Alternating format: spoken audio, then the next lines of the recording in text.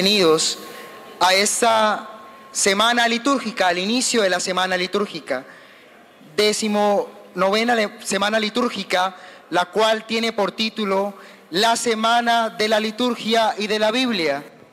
Nuestro lema, vamos a ver si todos lo recuerdan, es la palabra de Dios escuchada y celebrada en la liturgia.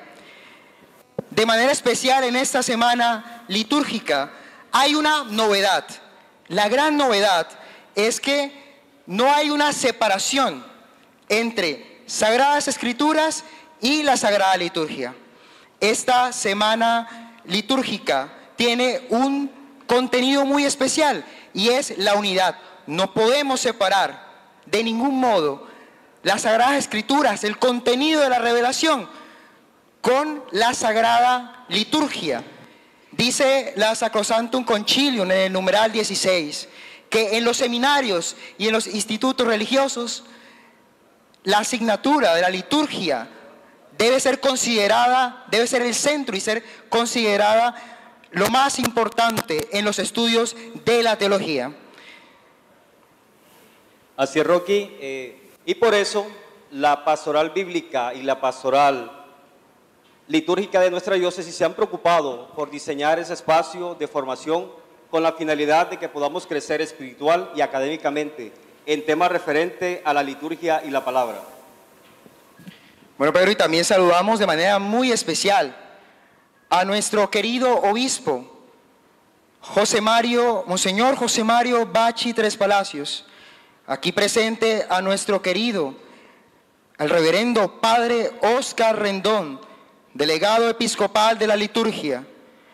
También saludamos al reverendo Padre Juan José Mercado, delegado para la animación bíblica, y al reverendo Padre Gabriel Jaime Gómez, invitado especial, el cual nos estará dictando la conferencia del día de hoy. Saludamos también a los padres formadores, a todos los sacerdotes asistentes a esta gran noche de formación, también a nuestros hermanos seminaristas, a las comunidades religiosas, a los grupos y movimientos apostólicos de nuestra diócesis y a quienes se conectan a través de las redes sociales. Vamos a hacer una precisión. Como escribió su santidad Pío XII en su encíclica Mediator Dei, vamos a prestar mucha atención a lo que dice su santidad Pío XII. La liturgia no es solamente la parte exterior y sensible del culto, ni mucho menos el aparato de ceremonias o conjunto de leyes y reglas. Es el ejercicio del oficio sacerdotal de Cristo. Durante esta semana estaremos como diócesis ahondando en cómo la palabra de Dios es escuchada y celebrada en la liturgia. Muy bien, y ahora vamos a conocer cómo va a ser la programación de esta noche. Iniciaremos con una primera conferencia, la cual estará dividida en dos partes, en dos sesiones. Tendremos un intermedio de 10 minutos y al finalizar la segunda sesión les pedimos que tomen apunte de las preguntas que de pronto surjan durante la conferencia y luego nuestro padre conferencista, el padre Gabriel Jaime, va a darle respuesta a sus dudas o inquietudes.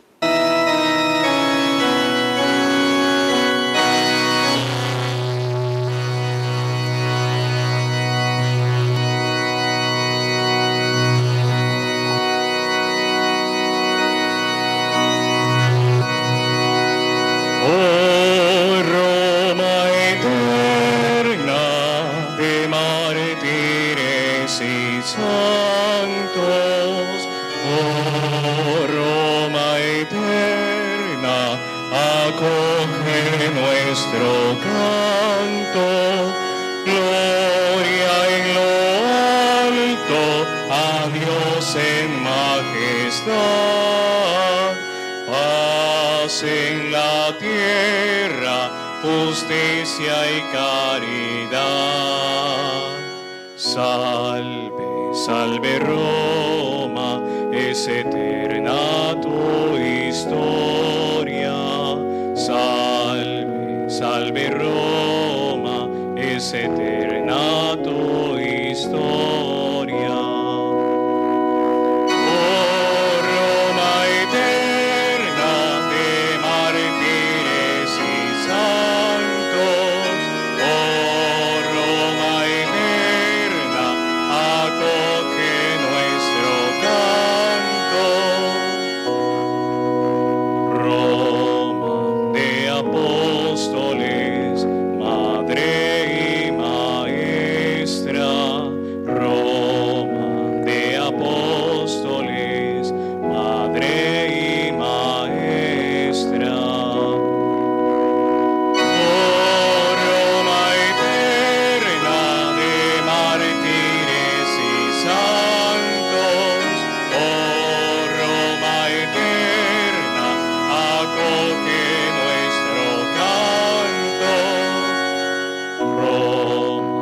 de cristianos, el mundo espera en ti.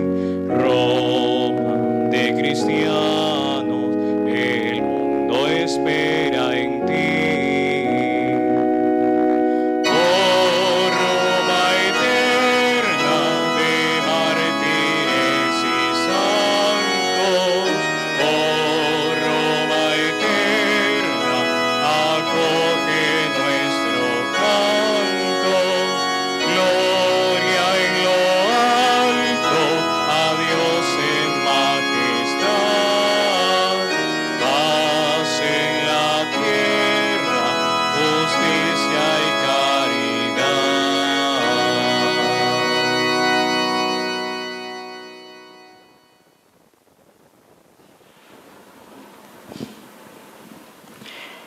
A continuación, invitamos al reverendo Padre Óscar Rendón, delegado episcopal de la liturgia, para que dirija la oración.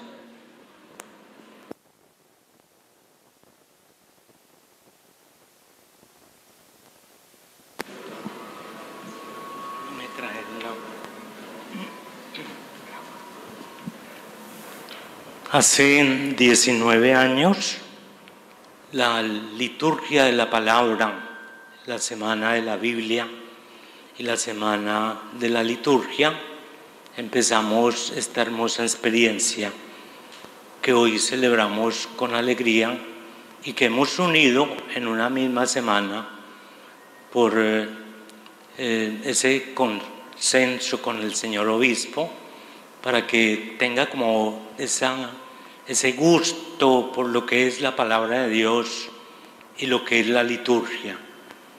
Esta semana entonces celebramos ese 19º tiempo en el cual vamos a reflexionar sobre la palabra y la liturgia. El señor obispo entrará un poco más tarde, ya que tiene compromisos en la parroquia de Bavaria. Le damos gracias a Dios y al señor obispo y a los presbíteros y al Seminario Mayor San José por permitirnos celebrar en este día esta apertura de la liturgia y la palabra. Que yo sea de tal modo revestido de ti y de tus cualidades, perfecciones, virtudes y disposiciones, de tal manera transformado en ti. Que se vea Jesús en mí, su vida, su humildad, su dulzura, su caridad, su amor, su espíritu y demás virtudes y cualidades.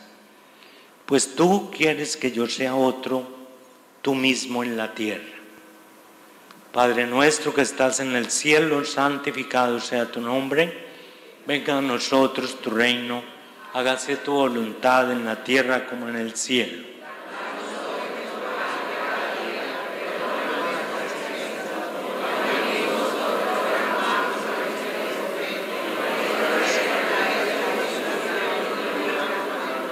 Dios te salve María, llena eres de gracia, el Señor es contigo. Bendita tú eres entre todas las mujeres y bendito es el fruto de tu vientre, Jesús. Santa María, Madre de Dios, ruega por nosotros pecadores. Gloria al Padre y al Hijo y al Espíritu Santo.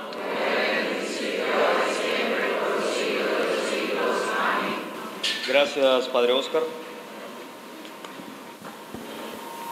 Siguiendo con nuestra programación, en ese momento presentaremos al reverendo Padre Gabriel Jaime Gómez, quien nos estará impartiendo la conferencia del día de hoy.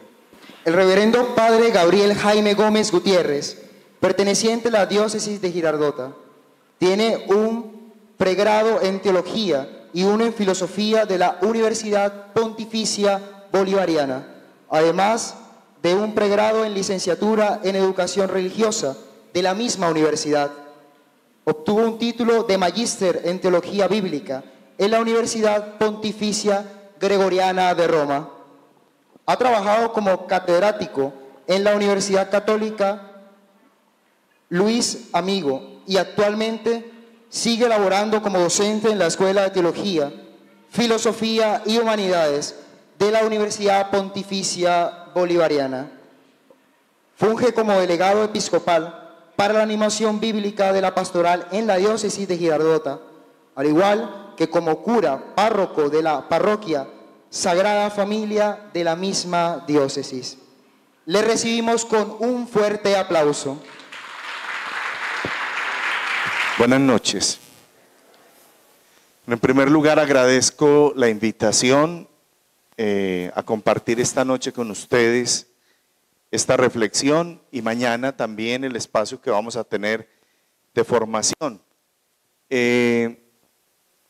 Pues aunque mi formación es bíblica, pues siempre, hace muchos años nos conocemos con el padre Óscar en los encuentros delegados de liturgia, porque pues como por amor siempre me ha gustado la liturgia y he estado encargado de la liturgia de la diócesis hace muchísimo tiempo y hago parte de la Comisión Nacional de Liturgia de la Conferencia Episcopal.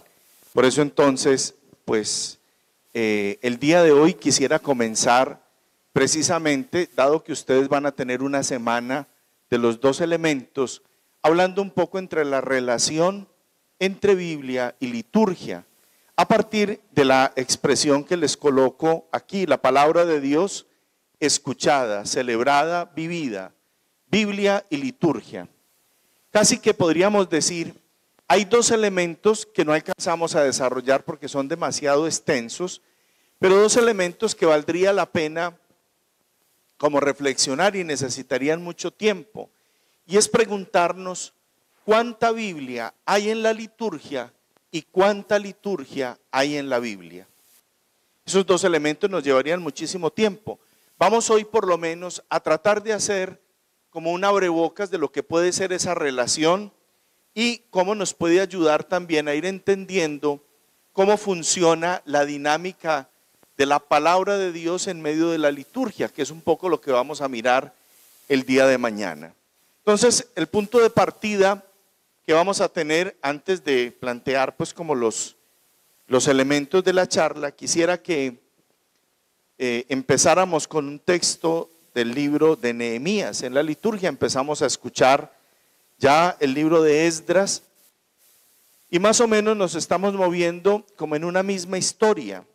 En el capítulo 8 del libro de Nehemías, la traducción de la Biblia de la Conferencia Episcopal Española dice: el pueblo entero se reunió como un solo hombre en la plaza que está delante de la puerta del agua, y dijeron a Esdras el escriba que trajese el libro de la ley de Moisés que el Señor había dado a Israel.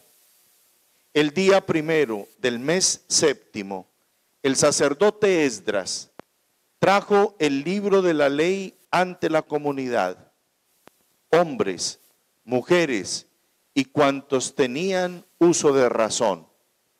Leyó el libro en la plaza que está delante de la puerta del agua, desde la mañana hasta el mediodía, ante los hombres, las mujeres y los que tenían uso de razón.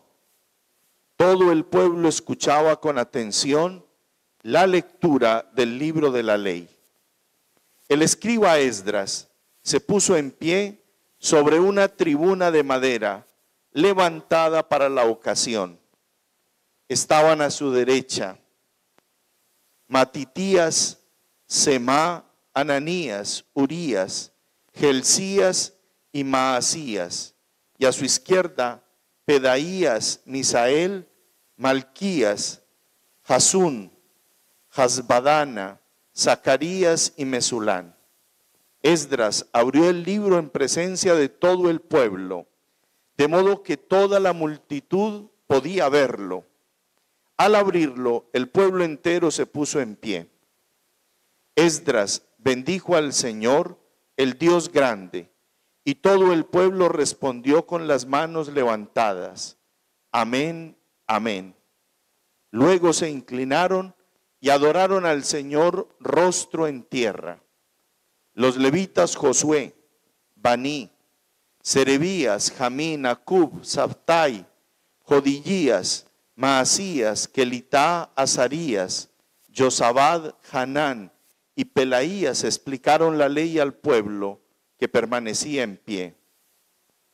Leyeron el libro de la ley de Dios con claridad y explicando su sentido de modo que entendieran la lectura. Palabra de Dios.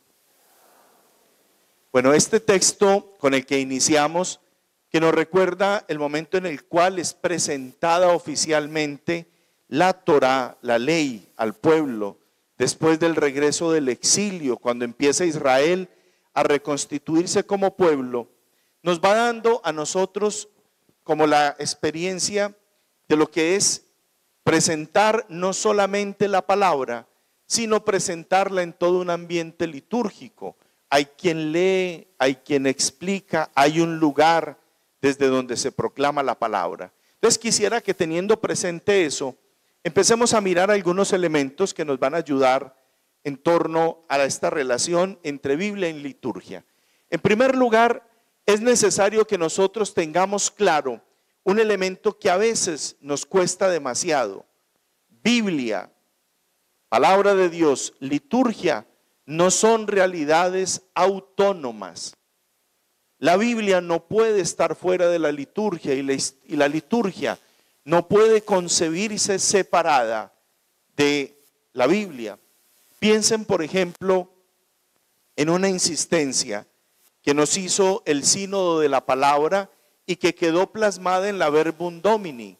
No puede existir una acción litúrgica ni ninguna acción sacramental sin proclamación de la palabra de Dios.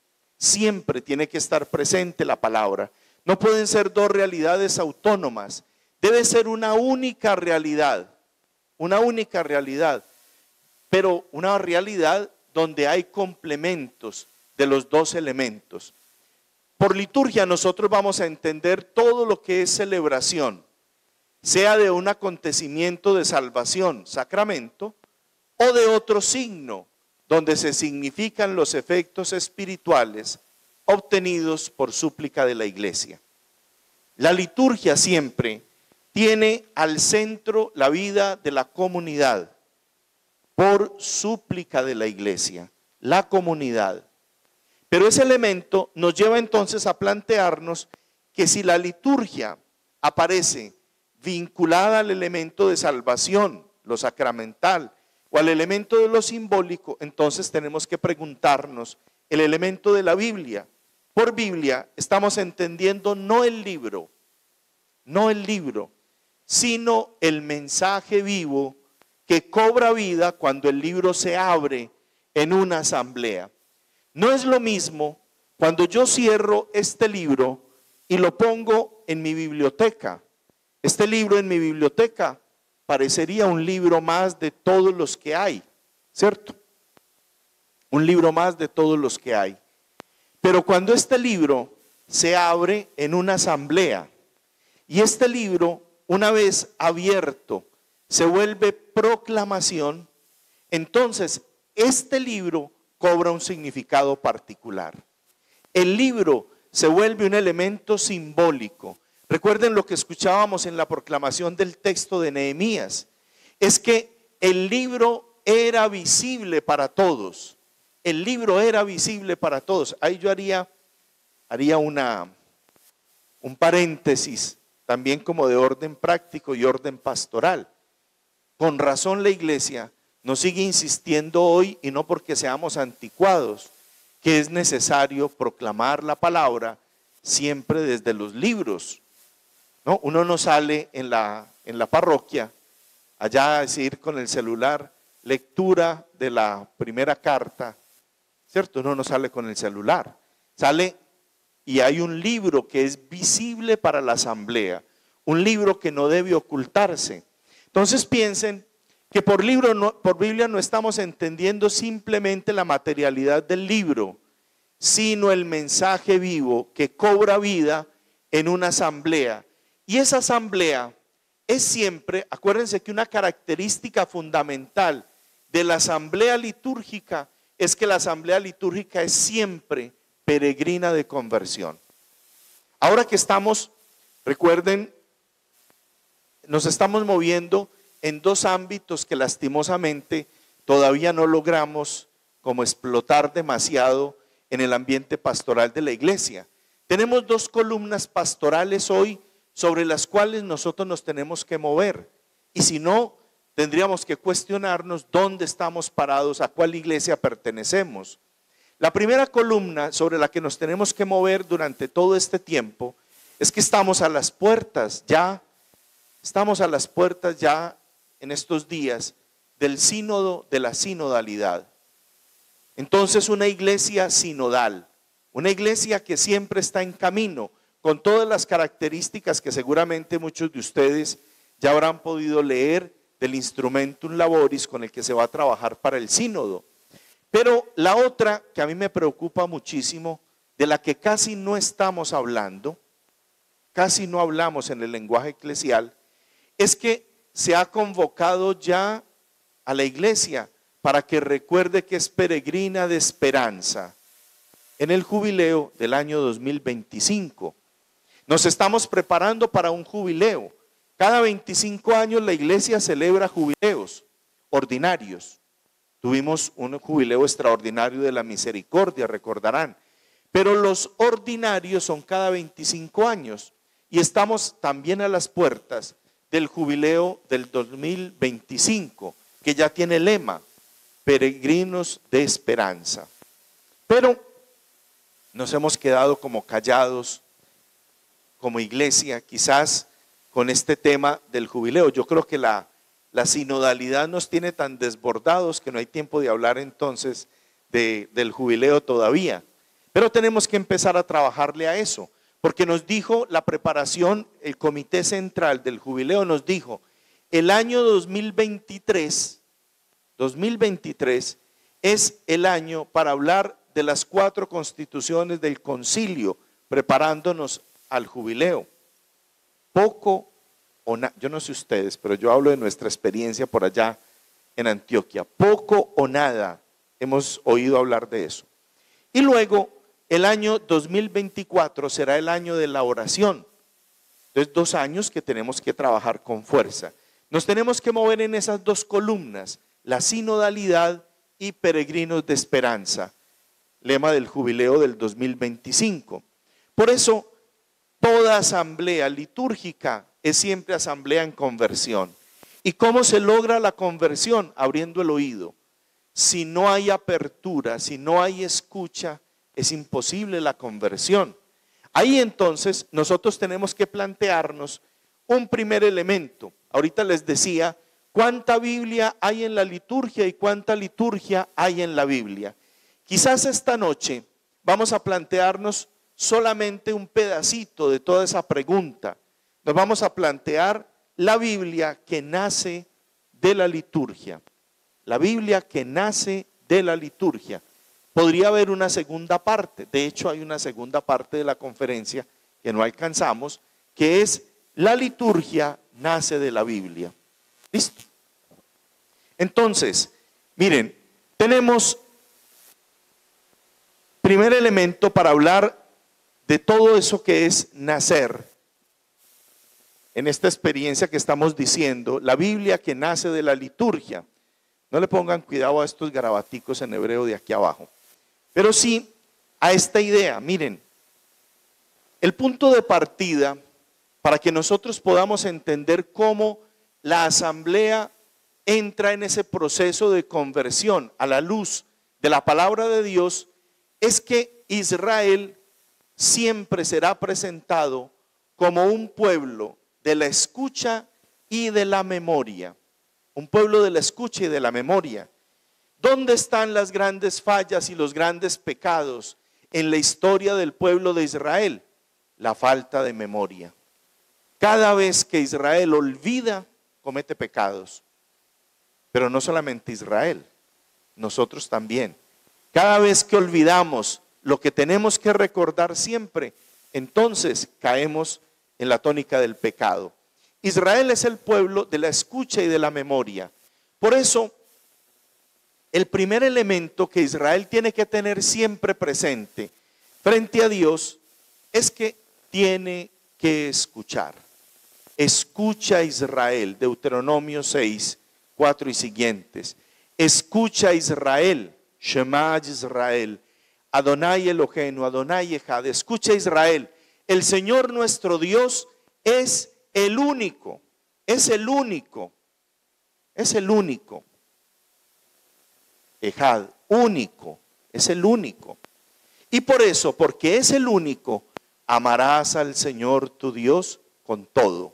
Y siguen todos los todos, ¿cierto? Que ya los hemos escuchado. Pero amarás al Señor con todo. El primer elemento siempre será ese, escuchar, Shema. Y entonces, cuando nosotros escuchamos, se fortalece la memoria. Pero resulta que muchas veces necesitamos ayuda para la memoria. Y la ayuda para la memoria, pues no van a ser las pastillitas ni los jarabitos que tenemos que tomar. Mi mamá siempre, cuando yo estoy como con tanto trabajo, aparece por allá, llego a la casa, mi hijo, aquí le tengo este jarabito de vitacerebrina para que se lo tome. No funciona la memoria aquí con jarabes ni con pastillas. Aquí tenemos que tener presente que es bien importante que Israel, como pueblo simbólico, también necesitó de muchos elementos. Acuérdense, nosotros colombianos conocemos bien la obra de Gabriel García Márquez, y entonces, o la deberíamos conocer pues, y entonces, acuérdense que cuando por allá un personaje muy importante de su obra siente que pierde la memoria, tiene que empezar a marcar todo, ¿cierto? Israel sintió también en un momento que había que marcarlo todo, para no olvidar que el Señor era el único Señor. Y entonces tuvo que marcar la entrada de las puertas, tuvo que marcar la salida de la casa, tuvo que recordar poniéndose esa marca en la frente, poniéndola junto al corazón cada vez que iban a orar. Y siempre decidió repetir 3 veces al día, Shema Israel, Adonai Eloheinu, Adonai Echad. Escucha Israel, el Señor nuestro Dios es el único Señor. Siempre con todo lo que le pueda recordar. Aquí yo quisiera hacer un salto mortal porque eso que se vuelve tan necesario, lo simbólico, se vuelve por allá mucho más adelante. En Jeremías 31, 31, 34, la idea de que ya no tendrá que instruir cada uno a su hermano. Ya no se necesitarán las cosas de Deuteronomio 6:4. ¿Por qué? Porque en la nueva alianza el Señor escribirá la ley en el corazón. La ley en el corazón. Pero pensemos que necesariamente esta experiencia de la memoria y de la escucha tienen que iluminar lo que nosotros vivimos en la liturgia. Yo voy a iniciar haciendo un paréntesis también aquí. Cuando Israel celebra, lo vamos a decir más adelante, no tiene otro motivo para celebrar que lo que Dios ha hecho en la historia. El Dios de Israel es el Dios que actúa en la historia. Por eso cuando celebra las gestas de Dios en la historia.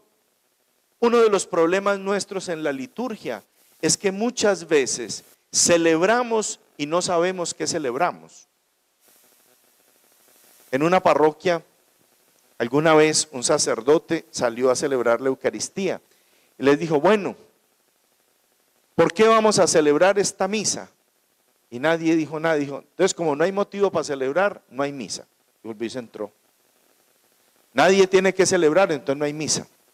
A veces nos volvimos rutinarios en nuestra liturgia y vamos a la liturgia porque estamos acostumbrados a ir a la liturgia. Pero ¿qué vamos a celebrar? ¿Qué vamos a celebrar cuando vamos a la liturgia? Piensen a un Israel que le tiene que entregar a Dios en su liturgia los sufrimientos, que tiene que recordar que ha caminado por el desierto sufriendo el regreso o sufriendo la ida, y por eso tiene que establecer fiestas que le recuerden siempre ese momento tan doloroso. Tiene que establecer fiestas que le recuerden lo que va pasando en toda su historia. Y por eso cada vez que celebra una fiesta, sale inmediatamente la historia. Nosotros celebramos nuestras fiestas y yo no sé si sale inmediatamente la historia. O para nosotros muchas veces la celebración de la fiesta se queda en lo externo, pero no en el acontecimiento que tenemos que celebrar. Y por eso, por la falta de memoria, es que tenemos dificultades. Eso nos lleva a que si Israel es un pueblo de la escucha y de la memoria, el sábado para ellos se convirtió en elemento fundamental. Y el sábado cobró distintos significados a lo largo de la historia. Si a nosotros los cristianos nos preguntan por qué el sábado era importante para Israel, seguramente casi todos vamos a responder porque era por allá el día de descanso de la creación.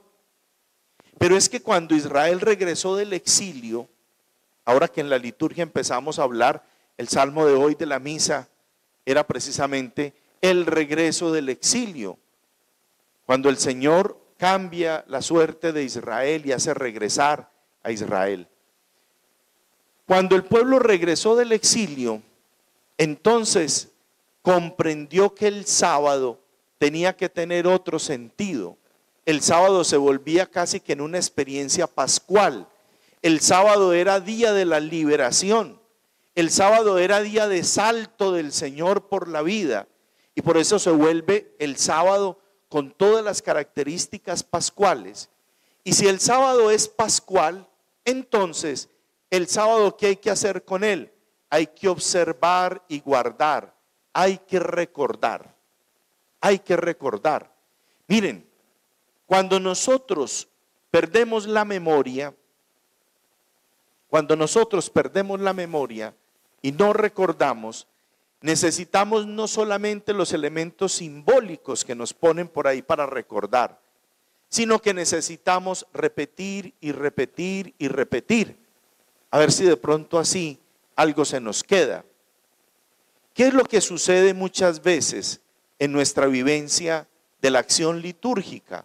Que nosotros hemos escuchado una palabra, se ha proclamado una palabra, primero que si preguntáramos, hiciéramos el examen, muchos ni se acuerdan que acabaron de escuchar en la liturgia, porque estamos pensando en otra cosa, porque no prestamos atención, en fin, porque muchos todavía siguen pensando que lo único importante de la misa empieza cuando el Padre pasa al altar y empieza a preparar todo el ambiente sacrificial.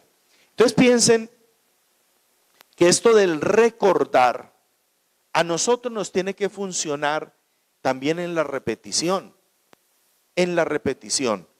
Y hay algo que olvidamos fácilmente y es todo el amor y la misericordia que Dios ha tenido con nosotros. Como olvidamos tanto el amor y la misericordia, entonces no tenemos nada que celebrar. Es que lo más triste de nosotros es que somos tan desagradecidos que parece que ya nada nos llena de novedad con la bondad de Dios. Dios nos sigue derramando bendiciones, nos sigue regalando cosas, nos sigue manifestando amor y misericordia, y a nosotros nos parece que es obligación de Dios con nosotros. Entonces ahí tenemos un elemento que tenemos que trabajar también. Ahora, tenemos que pensar entonces cómo Israel dio un paso en ese caminar de la historia a la liturgia. De la historia a la liturgia. Tenemos que pensar que hay un elemento muy importante en la historia de Israel que nos va a ayudar a entender por qué es que nosotros relacionamos Biblia y liturgia. Cuando Israel vive acontecimientos, esos acontecimientos tienen que ser marcados para la memoria. Ustedes se acuerdan de un personaje, no les voy a decir el nombre, pero sé que todos van a decir quién es, un personaje que tiene un sueño, en ese sueño lucha con Dios, en ese sueño tiene una pelea toda la noche con Dios, se despierta, todos saben que es Jacob, y se despierta, y cuando se despierta lo primero que hace, ¿qué es? Hacer un altar. Hay una experiencia de Dios en la historia, pasan muchas cosas que Israel inmediatamente, para recordarlas, las vuelve liturgia. Entonces, el punto de partida tiene que ser siempre la historia. El punto de partida es el acontecimiento salvífico. Ese es el punto de partida. Lo que Dios hace. Por eso cuando vamos a la celebración litúrgica hay que abrir el oído, porque nos están recordando otra vez allá que no podemos perder la memoria del acontecimiento salvífico de Dios. El punto de partida es histórico.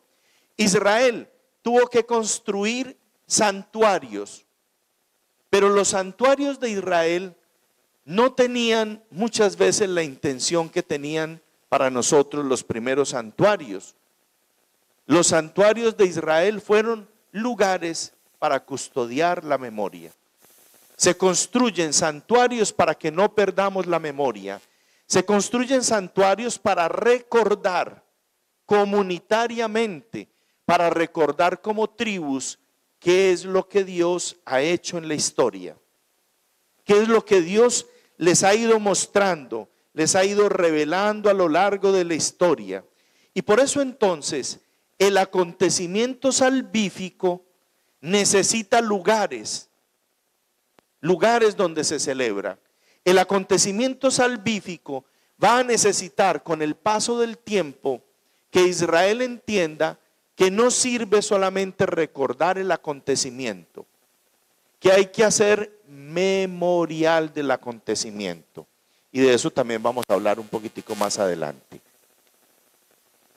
Entonces miren, cuando nosotros miramos a Israel, Israel tiene que buscar todo aquello que le ayude a conservar la memoria.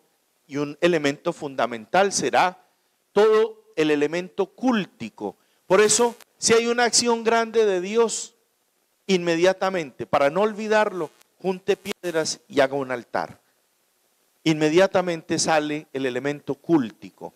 El altar va a recordar ese elemento salvífico, esa acción, esa intervención de Dios en la historia. Listo. Pero entonces ahí nosotros vamos a tener que aprender un poquito algunos elementos de Israel. Porque muchas veces nosotros somos demasiado racionales y poco nos interesa cómo Dios nos va mostrando su amor y su misericordia en las pequeñas cosas. Miren, cuando los judíos se levantan, cuando un judío se despierta, lo primero que hace es pronunciar 18 bendiciones que se llaman Shmoneh Esrei. Y esas 18 bendiciones son 18 acciones de gracias al Señor por muchas cosas. Pero miren, piensen esto. Son acciones de gracias que claro, ya se volvieron fórmulas, porque las repiten todavía se lo hacen. La repiten y la repiten y la repiten y eso se vuelve una fórmula. Pero, ¿qué es lo llamativo de las 18 bendiciones? Que no necesitan un gran intelecto para bendecir al Señor. Piensen solamente esto. Una de las bendiciones dice: bendito seas tú, Señor Dios nuestro, Rey del universo, que diste al gallo discernir cuándo es día y cuándo es noche. ¿Cuándo le damos gracias nosotros a Dios porque un gallo canta? Estamos dormidos, canta el gallo y decimos maldito gallo, ¿cierto? Pero el judío da gracias porque canta el gallo. Otra de las bendiciones dice: bendito seas tú, Señor Dios nuestro, Rey del universo, que dotaste nuestro organismo de orificios, y es bien sabido que si se cerraran moriríamos. Nosotros nos levantamos y no nos contamos los huequitos que tenemos y si funcionan. Nos levantamos y ya, listo. Pero fíjense ese elemento. El hebreo aprendió a dar gracias a Dios porque Dios actúa en las cosas pequeñas de cada día.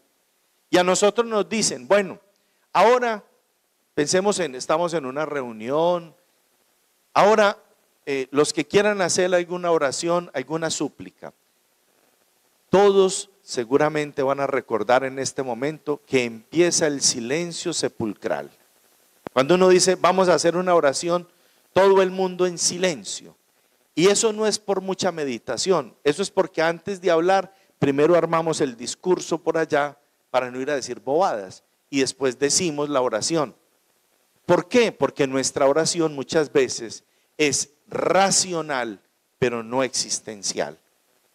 Es racional, pero no existencial. Entonces piensen que ese tiene que ser un elemento que también desde aquí tenemos que ir leyendo en esta relación de Biblia y liturgia. ¿Listo? Bueno, ahora, lo que tenemos que tener presente, ya lo hemos dicho, es que Israel empieza a ver su historia como un acontecimiento en el cual Dios interviene. La historia se vuelve para Israel en el escenario donde Dios actúa.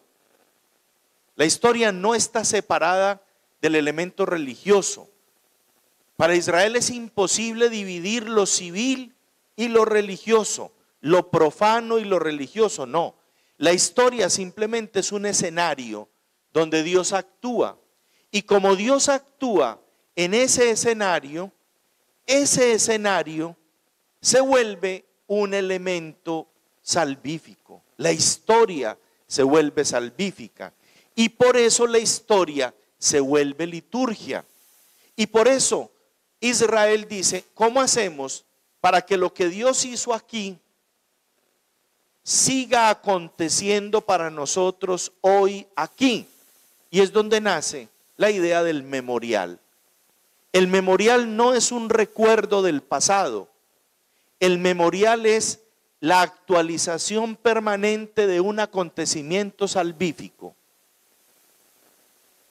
Pero nosotros eso lo tenemos teóricamente claro. Teóricamente claro, pero en la práctica no. Miren, yo no sé si por acá sonará una canción que por lo menos entre nosotros por allá en mi diócesis suena mucho. Yo la primera vez que la escuché, lastimosamente la escuché fue en el seminario, cuando era formador. Y entonces empiezan a cantar, hoy te quiero cantar, Jesús amigo, que sin ti, no sé qué. ¿La han escuchado? Bueno, y es muy bonito, uno empieza a escuchar eso por allá. Pero por allá tiene una cosa perversa, porque dice que cada vez que el sacerdote, no es que, me vuelves a salvar. ¿Cómo que me vuelves a salvar? Y la acción de la muerte de Cristo no tiene un valor definitivo. La salvación no es me vuelves a salvar, me salvó y yo celebro la acción salvífica de Dios, pero no me vuelve a salvar, ya estoy salvado. Entonces hay que tener, por eso digo, teóricamente está muy claro, en la práctica no, porque hasta lo cantamos y hasta lloramos, porque la cantan mucho delante del Santísimo, exponen el Santísimo y empiezan a cantar y hasta llorar. Entonces pensemos que justamente lo que nosotros tenemos que hacer es celebrar la historia en la cual Dios acontece. Esa historia siempre tendrá una dimensión de pasado, siempre. Porque si es historia, tiene que tener dimensión de pasado. Entonces, ¿dónde estuvo el acontecimiento salvífico? ¿Dónde estuvo? Pero ese acontecimiento salvífico tiene que tener consecuencias en el hoy, porque ese acontecimiento salvífico tiene un hoy salvífico. Tiene un hoy salvífico, pero también nos lanza a una esperanza. Si eso ha ocurrido, ¿qué seguirá ocurriendo entonces en el resto de la historia? Por eso la liturgia tiene que tener siempre esa dimensión, celebración agradecida de lo que Dios ha hecho, anticipación del porvenir y exigencias para el presente. Siempre nos compromete lo que Dios ha hecho en el pasado. Nos compromete y nos lleva a transformar nuestra vida. Entonces miren, como Israel para vivir esta experiencia que hace que haya un paso de la historia, la liturgia, tiene que volver liturgia todo lo que a ellos se les ha hecho experiencia salvífica. Y por eso las fiestas de Israel nacen a partir de la historia. Los acontecimientos históricos se vuelven liturgia. Los acontecimientos históricos se vuelven celebración. Es lo que ocurre con el sábado, es lo que ocurre con la Pascua, es lo que ocurre con las fiestas de peregrinación de Israel. Lo que ha hecho Dios hay que celebrarlo. Pero toda la celebración nace de la historia, de lo que Dios ha hecho. Por eso miren, seguramente lo hemos escuchado muchas veces. Cuando uno va a la celebración de la Eucaristía, a veces uno escucha que algunos hermanos dicen, bueno, ahora vamos a iniciar la celebración de la Eucaristía, entonces vamos a concentrarnos porque vinimos a encontrarnos con Dios, así que afuera, en la puerta, dejen las preocupaciones, así que afuera en la puerta, dejen los pensamientos que los están ahorita agobiando, así que afuera dejen las enfermedades, así que si dejamos todo afuera, entonces ¿quién entra a la celebración? Eso es lo que tenemos que traer a la celebración, las preocupaciones, los dolores, los sufrimientos, porque eso es lo que tiene que volverse acción salvífica de Dios, porque es la historia la que se vuelve liturgia. Yo sé que estoy repitiendo demasiado lo mismo, pero quiero que no se nos pase ese elemento. Porque si no, nuestra liturgia termina siendo una cosa vacía. Y muchas veces llegamos a eso. ¿Por qué? Porque la liturgia no nos expresa. Vamos a la celebración, escuchamos un lenguaje que a veces no entendemos, unos gestos que no entendemos, unos movimientos que nos parecen raros, un montón de cosas. Y al final salimos y decimos, sí, por lo menos cumplí y no me tengo que confesar, fui el domingo a misa. Pero eso, ¿qué tocó de la propia existencia? ¿Qué tocó de la propia existencia? Ahí habría que hacer también un pequeño paréntesis. Es por eso que hoy con tanta fuerza la iglesia volvió nuevamente, gracias a Dios, a retomar tanta insistencia entre nosotros del elemento de la lectio divina. Porque la lectio divina nos lleva precisamente a eso, a descubrir que ese acontecimiento salvífico a mí hoy, ¿qué me tiene que decir? Hoy a mí, ese acontecimiento salvífico, ¿qué me tiene que decir? Y cuando yo hago la lectio del domingo, entonces yo me preocupo, preparo, yo miro, yo descubro que esa palabra me interpela, que esa palabra me toca. Y cuando llego a la Eucaristía del domingo, yo tengo motivos para abrir con más fuerza el oído. En mi parroquia, nosotros celebramos pues los jueves, allá en Antioquia se hace, la parroquia que no lo haga hay que mandarla a cerrar, todos los jueves hay hora santa en todas las parroquias, ¿no? Y entonces, nosotros en la parroquia, pues somos dos compañeros, tenemos la Eucaristía de las 6 de la tarde, luego la hora santa y luego los que se quieren quedar, se quedan unos 25, 30 personas. Hacemos la lectio divina del domingo. Entonces, con la lectio divina nos preparamos para llegar al domingo ya por lo menos con los oídos abiertos. Y ya cuando llegamos al domingo, esas 25, 30 personas saben cuál es la historia que tienen que venir a celebrar. Porque ya cuando hicieron la lectio divina, esa palabra les habló y le dijo, ojo, que aquí hay un camino torcido. Ojo, que aquí hay algo que enderezar. Ojo, que aquí la palabra de Dios te puede fortalecer en esto.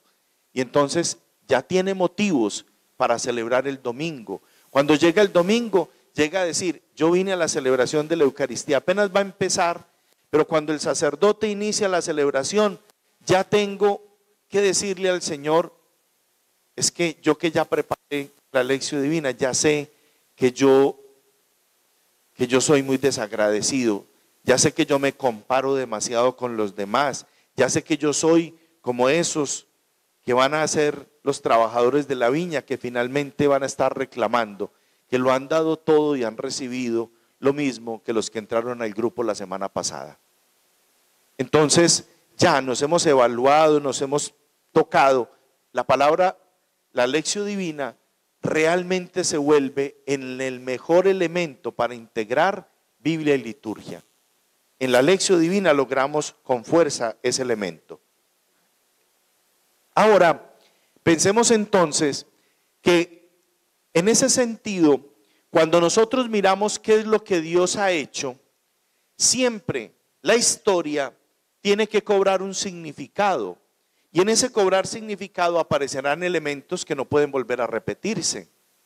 Cuando yo veo qué ha hecho Dios en mi historia, cómo ha tocado mi vida, llega un momento en el cual yo digo, bueno, esto implica que esto no puede volver a ocurrir. Entonces tengo que empezar un proceso de conversión concretamente con estas acciones. Siempre la liturgia nos tiene que llevar, nos tiene que lanzar al compromiso, y ese compromiso nace precisamente como iniciativa de conversión.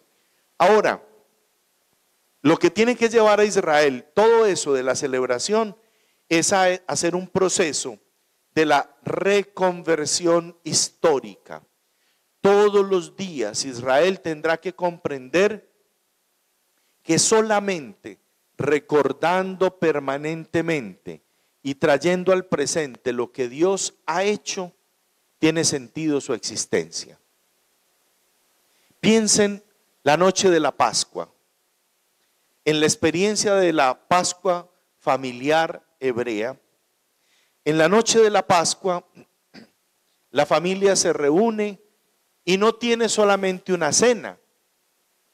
No tiene solamente una cena.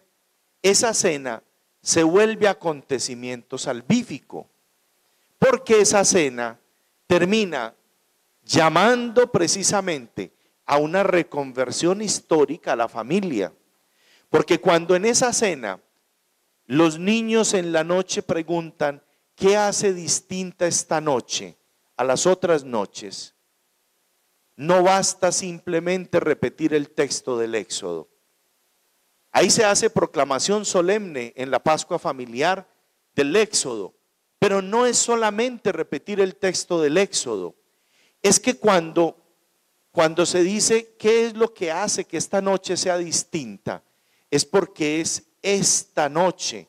Y cuando nosotros nos reunimos en la vigilia pascual, nosotros no decimos, vinimos a recordar lo que Dios ha hecho en el pasado. No, decimos, esta es la noche en que Cristo ha vencido la muerte y del infierno retorna victorioso.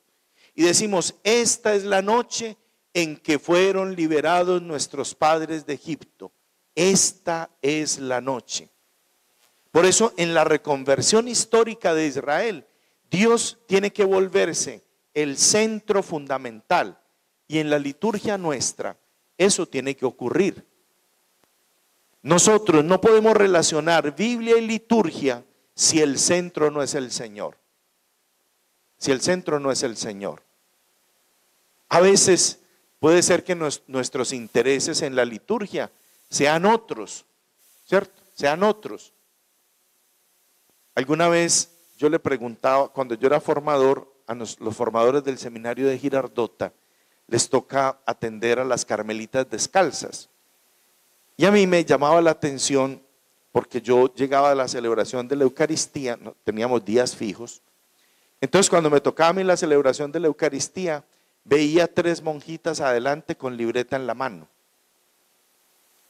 Y yo empezaba a predicar y ellas a escribir. Y yo, hermano, ¿y usted para qué escribe? No, padre, es para que no se me vaya a olvidar nada de eso que usted dijo. Yo, hermana, preste atención y celebre a Dios que está aconteciendo. Porque si no, terminamos muchas veces en una liturgia que se vuelve interés de una clase. Yo voy a ver qué aprendo.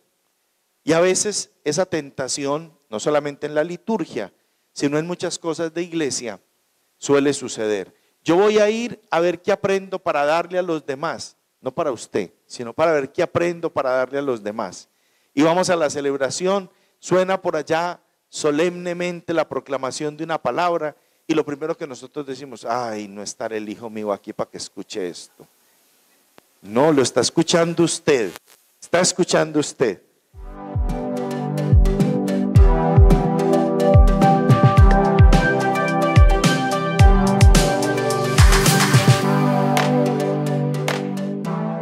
Terminábamos la primera parte hablando de la importancia de la historia en lo que nosotros celebramos, en lo que Israel celebra.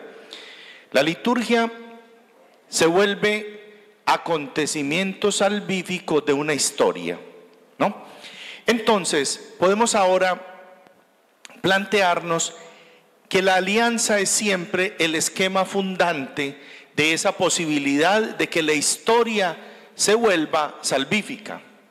Todo a partir del esquema de alianza. Nosotros cuando hablamos de alianza, estamos insistiendo fundamentalmente en aquello que nos pone en una relación concreta con el Señor. Pero tenemos que tener presente lo siguiente, miren, la alianza desde el punto de vista bíblico es mucho más que un contenido verbal. La alianza es mucho más que palabras. Nosotros muchas veces, cuando hablamos de alianza, tenemos una tentación. La tentación de pensar la alianza bíblica en términos nuestros. Porque cuando yo digo que yo hago alianza con una persona, normalmente lo que estoy diciendo es, la alianza se vuelve, si es con otra persona, entonces es un compromiso que hago con el otro. En otras palabras, usted qué pone y yo qué pongo, ¿cierto? Y normalmente necesitamos expresar esa alianza con palabras. Bíblicamente, la alianza ni siquiera necesita palabras. Bíblicamente la alianza se vive simbólicamente.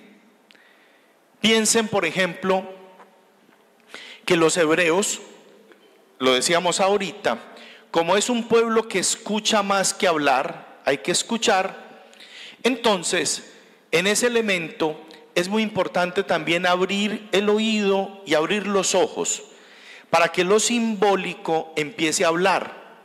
Cuando los hebreos van a establecer una alianza, entonces la alianza no se hace con un contrato, se hace de una manera simbólica. Se parte un animal, se pone una parte a un lado, otra parte al otro y pasan las partes que establecen la alianza por en medio del animal. Esa es la firma del contrato. No hay que hablar nada, no hay que decir nada, solo hay que pasar. Hay un elemento simbólico. Otro elemento simbólico en términos de alianza. Cuando yo quiero hacerle sentir a alguien, desde el punto de vista pues de los judíos, cuando yo quiero hacerle sentir a alguien la cercanía, cuando le invito a mi casa, le doy sal. Para nosotros, diríamos, ¿cómo así que me está dando sal? Pero ellos entienden el dar la sal como un elemento de acogida y de relación con el otro, ¿cierto? Piensen que quizás también ese elemento lo deberíamos pensar cuando el Señor nos dice que somos sal del mundo. Estamos llamados también a construir puentes, no solamente a salar el mundo, sino a construir puentes. Pero entonces miren, la alianza fundamentalmente se vuelve una experiencia no verbal. Y la alianza bíblica no necesita dos personas para firmar la alianza.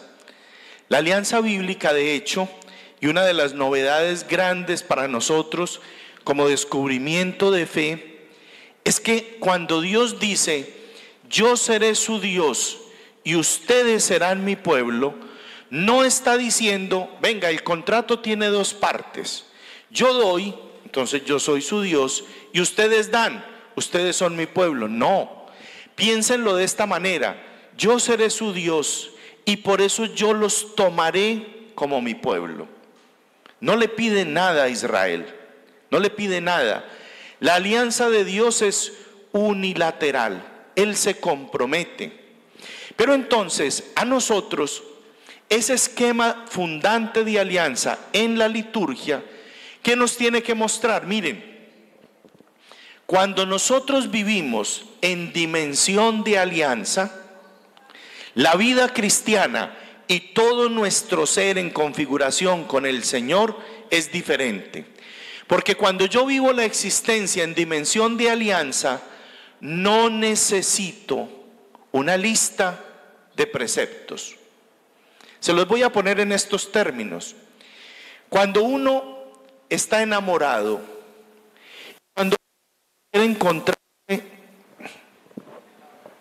cuando uno quiere encontrarse con la persona que uno ama y quiere conformar una comunidad con esa persona para toda la vida, no se sientan a decir, venga, antes de casarnos, vamos a hacer un manual de convivencia, ¿no?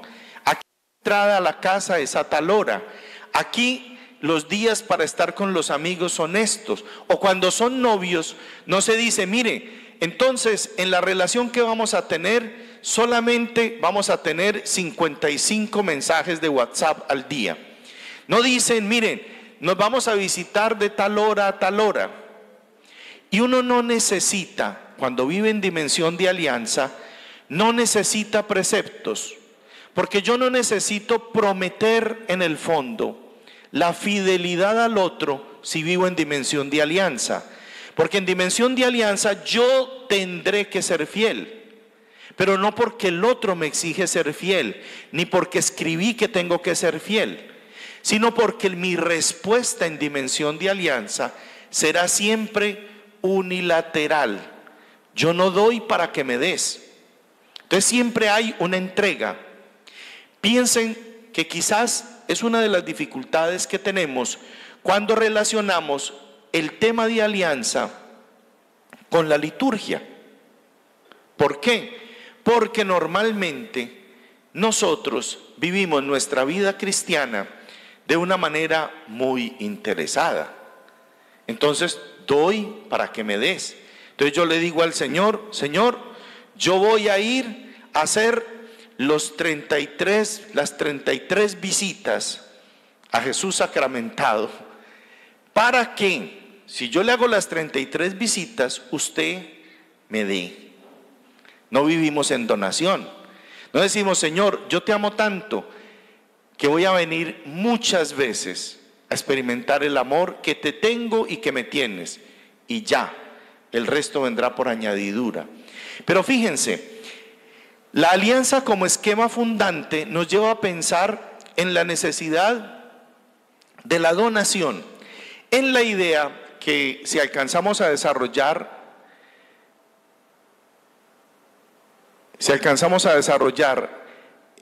ahora, me parece que tendría que quedarnos por lo menos para cerrar siquiera esta noche. En ese esquema de donación será siempre fundamental el don. Atención, el don es más importante que el límite.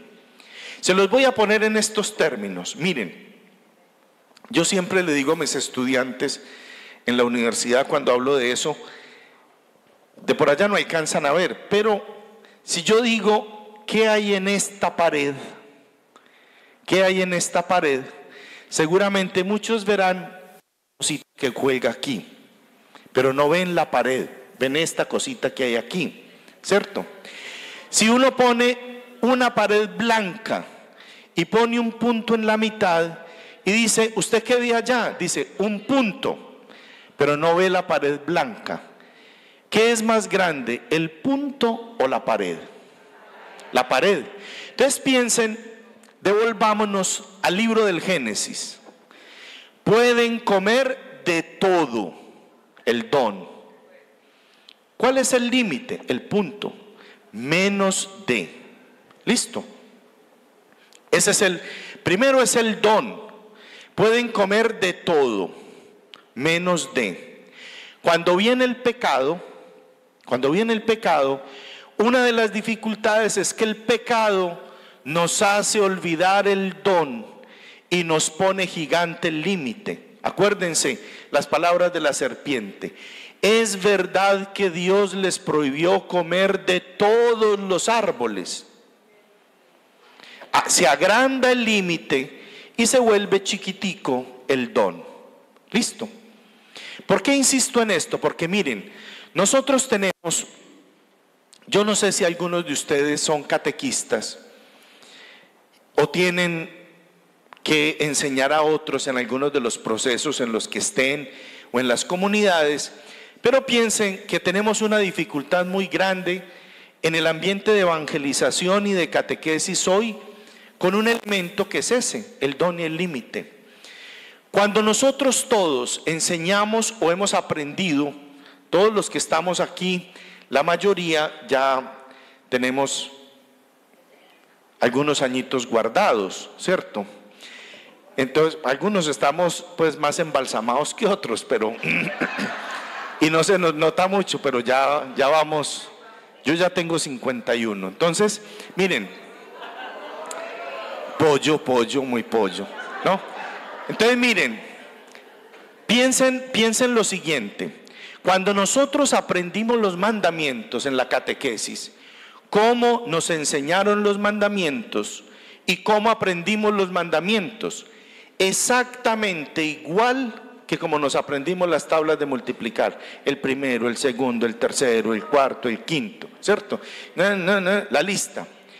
Pero nunca, y atención a eso, nunca los mandamientos en la catequesis nos los leyeron primero de la Biblia antes que del catecismo, sino que nos aprendimos la lista del catecismo, porque esa es la que hay que aprender de memoria. Entonces aprendimos de memoria esa, pero no leímos el texto bíblico, y el texto bíblico nos tumba inmediatamente de manera como lo aprendimos. Porque cuando ustedes revisan la lista de los mandamientos en la Biblia, tanto en el Éxodo como en el Deuteronomio, ¿qué nos encontramos? Yo soy el Señor tu Dios, que te saqué de la tierra de la esclavitud. Yo soy el Señor tu Dios, que te saqué de la tierra de Egipto, que te saqué de la tierra de la esclavitud. Así arrancan los mandamientos. El don. Primero, Dios se presenta como el Dios de la libertad, el Dios de la liberación. Ahora sí, porque yo soy el Señor tu Dios, el que te di eso, no tendrás otros dioses al lado de mí. Y empieza a dar la lista de los mandamientos. Pero ¿qué es más importante, el don o el límite? El don. Dios es el Dios de la libertad. Dios es el Dios que nos saca, que nos rescata, que nos conduce. Acuérdense que es muy bonito cuando uno lee el pequeño credo de Israel en el libro del Deuteronomio, en el capítulo 26. Mi padre era un arameo errante que bajó a Egipto cuando éramos un puñado de personas. Allí nos hicimos un gran pueblo. Los egipcios nos esclavizaron, nos dominaron, nos impusieron una dura esclavitud. Clamamos al Señor y el Señor escuchó. Y luego dice, nos sacó, nos condujo con mano poderosa y brazo extendido a través de un inmenso desierto. Nos trajo a esta tierra que emana leche y miel, y por eso traje esta canastica para presentarle al sacerdote. Por el don de Dios, por el don de Dios. Cuando los hebreos hablan de entregar las primicias, de pagar los diezmos, no es una obligación, es una respuesta al don de Dios. De esa manera, entonces, en la liturgia, nosotros tenemos que entender siempre que el don es más grande que el límite. Por eso, cuando yo voy a la celebración de la Eucaristía, lo más importante es el don de Dios. No es que si falto a la Eucaristía me tengo que confesar, que se tienen que confesar, pues si faltan el domingo, pero no podemos partir de eso, porque miren que nosotros nos quedamos en un círculo repetitivo, Y entonces decimos, es que hay que ir a misa el domingo. ¿Por qué? Porque el domingo es precepto. ¿Y por qué es precepto? Porque es el día del Señor. ¿Y por qué es el día del Señor? Porque es precepto. ¿Y por qué es precepto? Porque es domingo. Y volvemos sobre lo mismo, ¿cierto? Pero no experimentamos la necesidad de ir allá al don de Dios. Yo voy a la Eucaristía el domingo a experimentar el don de Dios que me convoca a la experiencia de ser comunidad de resucitados. Porque a eso vamos, somos comunidad de resucitados. Hace unos años, en la Arquidiócesis de Medellín, con la universidad, cada 2 años se hace un congreso de liturgia, un congreso internacional de liturgia. Hace unos años hubo uno de iniciación cristiana. Y a mí me quedó sonando muchísimo unas palabras de la lección inaugural del señor arzobispo de Medellín. Porque cuando habló de la iniciación cristiana dijo, ¿qué es la iniciación cristiana? Es la pascualización de una persona. Esa es la iniciación cristiana, la pascualización de una persona. Cuando nosotros nos reunimos en la celebración litúrgica, es la comunidad de los pascualizados, es la comunidad de los resucitados la que se reúne. Y por eso entonces, para nosotros, tiene que ser fundamental este elemento de alianza.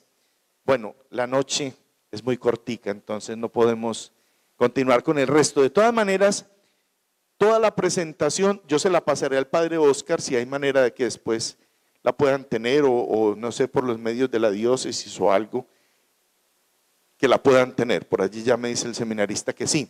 Entonces ya les pueden compartir. Gracias, Padre Gabriel.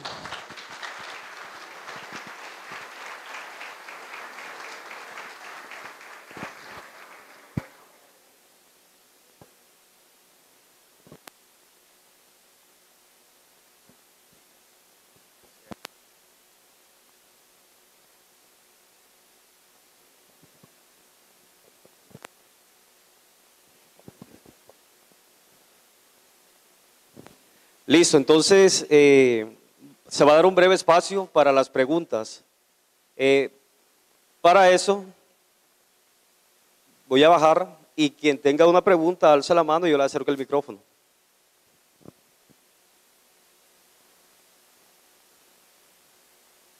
Gracias, padre. Mire, usted hablaba acerca de que la Biblia solo cobra vida en la asamblea. Entonces, si uno la lee en la casa, ¿no le está hablando a uno o uno lo podría interpretar mal? ¿O ahí cómo sería?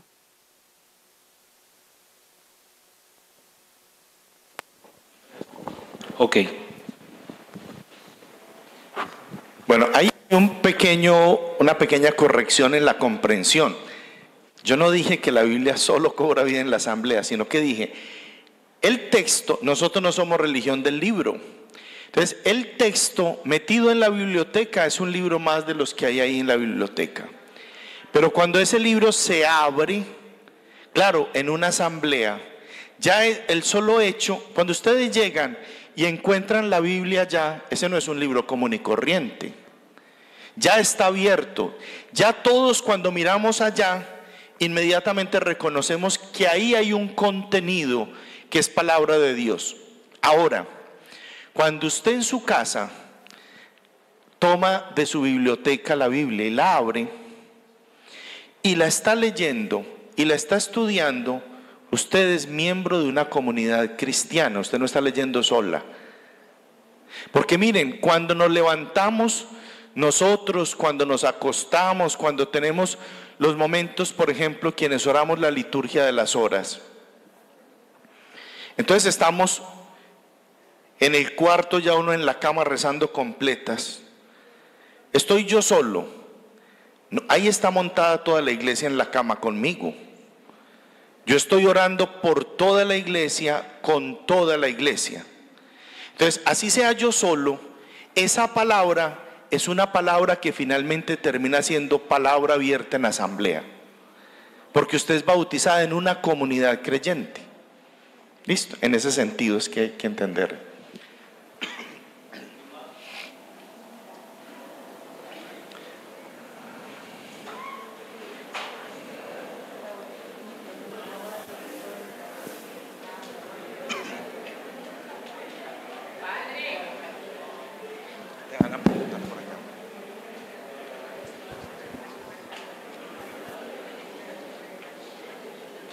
Padre, bendiciones. Una pregunta. De la Sagrada Escritura que usted ha estudiado bastante, ¿cuál es su texto bíblico preferido y por qué? Está muy tierno, está muy tierno. Mire, tengo que decirle que hay dos textos que son como textos pues muy importantes para mí. Uno, el que trabajé en la tesina pues en Roma, que es de Juan 14:12. El que cree en mí hará las obras que yo hago y mayores que estas, porque yo voy al Padre. Y el otro es el que estoy trabajando ahorita en mi tesis doctoral, que estoy trabajando la aplicación eclesiológica de las bodas de Caná en términos de alianza. Por eso me gusta tanto hablar de la alianza. ¿Listo? Por acá hay una pregunta.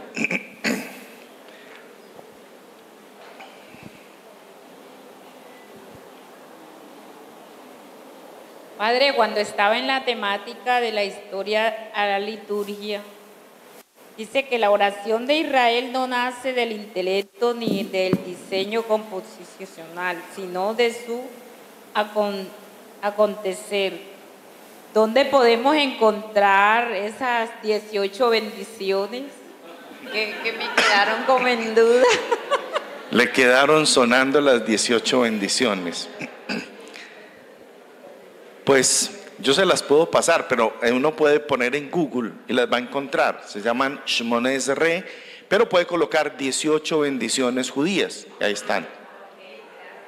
Hay una por ahí que seguramente no les va a gustar. Porque hay una bendición de esas, una muy tradicional, porque el judaísmo también, ustedes saben que hay corrientes del judaísmo.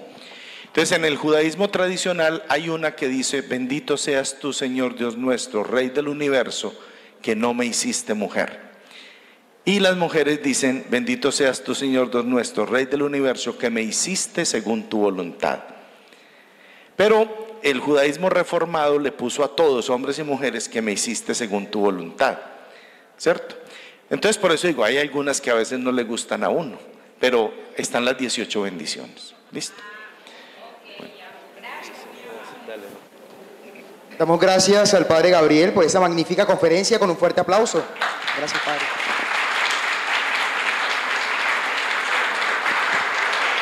En estos momentos, Monseñor José Mario Bachi Tres Palacios, obispo de nuestra diócesis de Santa Marta, dirigirá unas palabras a todos ustedes.